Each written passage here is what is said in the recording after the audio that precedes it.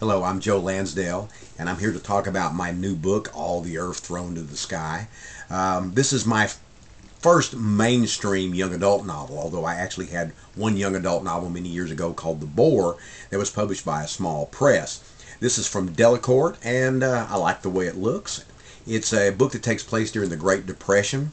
That was an era that my parents lived through, and I learned a lot about it just growing up with them. So I thought I would put some of that in a book and tie it to a little bit of a tall tale attitude. And I'm going to read a little bit from it for you today.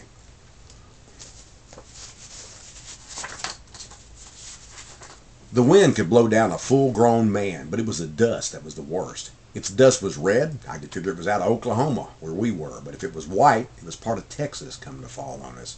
And if it was darker, it was probably peppering down from Kansas or Nebraska. Mom always claimed you could see the face of the devil in them sandstorms. You looked hard enough.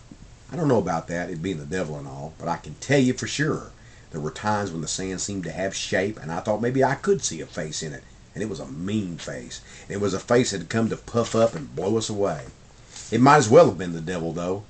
In a way, it had blown Mama and Daddy away. Because one night, all the dust in her lungs, the dirty pneumonia, the doctor had called it, finally clogged up good, and she couldn't breathe, and there wasn't a thing we could do about it. Before morning, she was dead. I finally fell asleep in a chair by her bed, holding her cold hand, listening to the wind outside. When I went to look for Daddy, I found him out in the barn. He'd hung himself from a rafter with a plow line from the old mule harness. He had a note pinned to his shirt that said, "I cannot take it with your mama dead. I love you and I'm sorry." It was not a long note, but it was clear, and even without the note, I'd have got the message.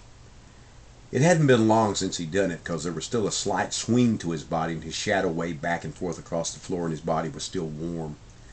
I got up on the old milking stool and cut him down with my pocket knife, my hand trembling all the while I'd done it. I went inside and got Mama, managed to carry her down the porch and lay her out on an old tarp and tug her out to the barn. Then the sandstorm came again, like it was just waiting on me to get inside.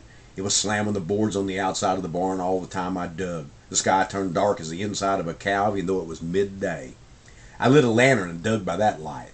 The floor of the barn was dirt, and it was packed down hard and tight from when we still had animals walking around on it. I had to work pretty hard at digging until the ground got cracked and I was down a few inches. Then it was soft earth, and I was able to dig quicker. Digging was all I let myself think about, because if I stopped to think about how the only family I had was going down into that hole, I don't know I could have done it. Thank you. I hope that gives you a little bit of a taste.